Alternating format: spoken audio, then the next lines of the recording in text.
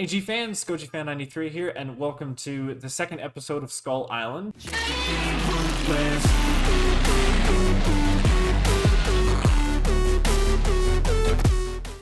Where we're going to be, we just got finished watching the show, and I have some recurring guests here. I have GojiRex28, Godzilla Reader, and GojiFan2001. These guys were here for the episode 1, so that's actually kind of cool because then we can sort of build upon what we talked about in the last episode. This episode also will be like probably faster, just because we've already given our thoughts about the art style and some of the the music and voice acting and all that stuff. We're pretty much just gonna talk about what happened in the episode and just our overall thoughts on this one. So okay, so starting out, first off, this one was a lot more engaging of an episode. I think we got to see a lot more of the characters have a dynamic with each other. At least that's what I got from it. So I like this episode a lot compared to the first episode. So I'm just gonna go down the line here. GojiRex28, what was your overall impression of this episode, or like a quick summary? I do like how we get to see new animals or new creatures on this island, especially with the sand crabs, or the big old sand crabs, and the new monster that we ended up getting to see, the Mothra crystal looking creature that the father ended up encountering. Mm-hmm. We are starting to get a little bit of a thing going on with like the generic evil human bad guys and stuff. It looks like they're looking for something that's related to Skull Island. We don't know what that is. We gotta wait until we go further down the line. Maybe the girl has a mystery behind what they're trying to find, so that's probably the reason why they kidnapped her. But we'll just have to wait and see episodes down the line. The main two other characters, Mike and Charlie, I still don't have a good attachment to him. I kind of have a little bit of attachment for Mike because after spoilers, by the way, after Mike's father died, you would expect him to still have a mental breakdown after that, but no, he kept on pushing on and on until he found out he brought his friend and his father's friend onto a dangerous island, and it's all his fault. But he still managed to keep on pushing further. So I like Mike more than I do with Charlie. So yeah, and the girl, yeah, she's a fun character. I like her. She was fun, especially with her dog, bear, lion-looking thing. Well, I certainly like this episode. It was, definitely a good continuation to where we left off. I did like the scenes where the monsters began to appear, the crabs, that little weird bug thing, and also that turtle thing. I did also like some of the interactions, especially with the Charlie's dad and the woman. I feel like they have some good chemistry. In terms of Mike and Charlie, well, aside from the, I guess, cringy dialogue, they have some alright dynamics, and they're technically friends. Mm-hmm. I do have to agree with you, Goji, that despite going through some shit, he's actually he stays strong. Yeah, he kept on pushing forward when all else goes wrong. Yeah, pretty much. Annie was a total badass in this episode. Mm-hmm. And her pet, I will admit, I'm not sure I'm a fan of its design. It's fine. I was gonna say, the fact that it looks like a bulldog, I'm like, really? That's what you could come up for a wild dog? I was expecting, I don't know, a coyote or a wolf, something like that. I don't know. I feel like his design, I feel like the way he looked, the way he looked, it was too out of place, in my opinion. I actually liked this episode. I definitely did. It was a lot more interactive than the first one, and I like that we got to see more creatures for Skull Island, like the crabs, that insect-looking creature, which was like a gem and all that, and then we got to see that turtle and all that. So I definitely would say a little bit better than the first one for sure. So yeah, it sounds like this. Yeah, we all agree that this episode was a lot better. I think in terms of action and character development, there's a lot more. We're starting to learn more about like what's really going on here. And so I guess we'll talk about, we'll start discussing the episode itself. So it starts off actually with a flashback, and we see Mike and his dad talking to this what was he, like like some retired veteran soldier guy? Is that what he was? Or fisherman? Something like that? I don't know who he was. I don't think, yeah, he was they I think Mike said who he was in like the part where he's like having like a breakdown that if I didn't listen to this guy, right. we wouldn't be on this island or something like that. Yeah. But to me, I just think he It's just honestly, I'd say like a honestly, he looks fisherman. yeah, he's a fisherman or engineer that was on the boat, because Right. this guy was talking about the events of the 2017 movie. Right. So And I was thinking he's probably one of the helicopter engineer guys or one of the operators on the boat. yeah, so that's what was interesting with this flashback. So I like how they are establishing the connection with the movie. I think that's fantastic. Like I was waiting for something to be like, okay, let's start to like connect the dots here. You're a universe, so let's get it connected. So yeah, this guy talking about how, yeah, you don't want to go to that island because bad shit happens. Because yeah, he was a part of the crew there. But I'm still kind of confused on why they wanted the map. I remember Mike saying later in the episode, he talks about how we were like the money, something about the money. And so it was probably like a job, maybe like they wanted to get, and it had like good money in it. And then I don't know. So that's probably why they, in the first episode, were out to sea to try and find Skull Island. So we get that. And then we are back to the present, and we're seeing Charlie with Mike.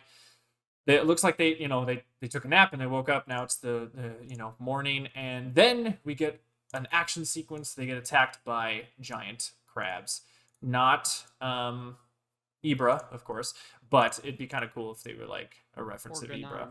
Yeah, there you go. So the thing that's interesting with this dynamic, I got some vibe from like when it came to Half-Life 2. If you guys ever played Half-Life 2, it's like there's a part where you fight like the ant lions, and if you're on this like sandy area or a certain patch of the ground, they come up and they attack you. But if you go on like a rock, like they did here, they don't like see you or notice you. So like you can see right here, they're on like this rock, and it's protecting them from the crab. So kind of like Tremors.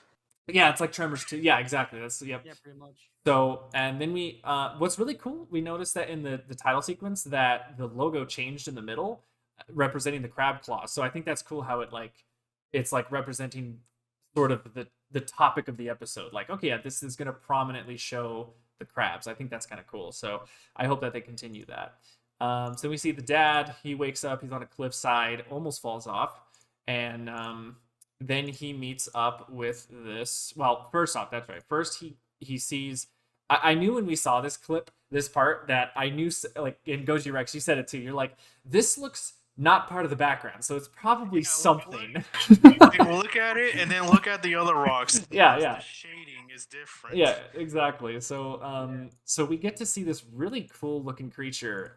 It's like this crystallized bug-looking thing. Kind of cute in a way, kind of cute. Not super terrifying. But then it gets really random. Like he gets attacked by a soldier, which this guy pops out of nowhere, and then he gets killed immediately. So it's like, okay, well, there goes him. So shock face and all that stuff.